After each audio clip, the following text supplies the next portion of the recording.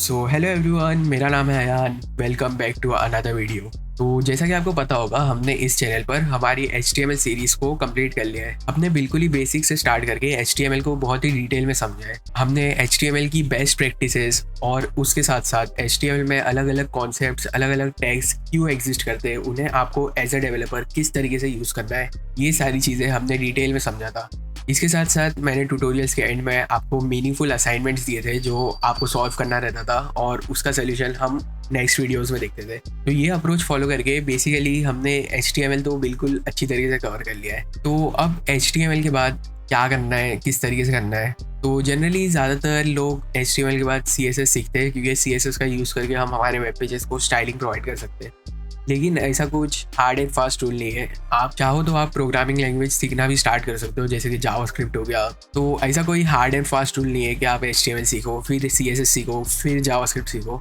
आप जावास्क्रिप्ट सीखते सीखते भी जब आपको CSS की रिक्वायरमेंट होगी तो आप उसे एक्सप्लोर कर सकते हो। इसके साथ साथ I personally have some thoughts that I would like to discuss with you all. तो देखो, अभी के टाइम पे AI के ज़माने में कोड लिखना is not a difficult task anymore.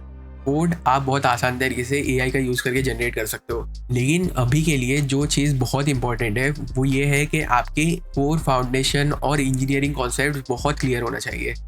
जैसे कि फॉर एग्जांपल, आपको AI ने कोड जनरेट करके दे दिया। अब एज एन इंजीनियर आपको ये पता होना चाहिए कि इस कोड में कौन सी चीज़ें सही है, क्या चीज़ें AI ने मिस कर दी, और क्या ये कोड मेंटेनेबल भी है लॉन्ग रन के लिए।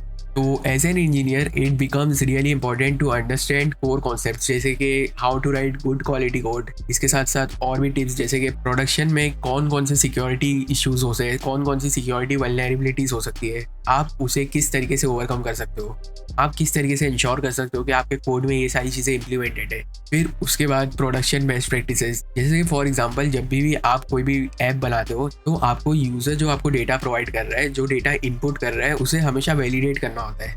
और ये वैलिडेशन किस तरीके से होता है, इसे आप किस तरीके से इम्प्लीमेंट करते हो, तो ये सारी चीज़ आपको पता होना is very important as an engineer. तो फ्यूचर में हम इस चैनल पर ऐसे ही टॉपिक्स को कवर करेंगे।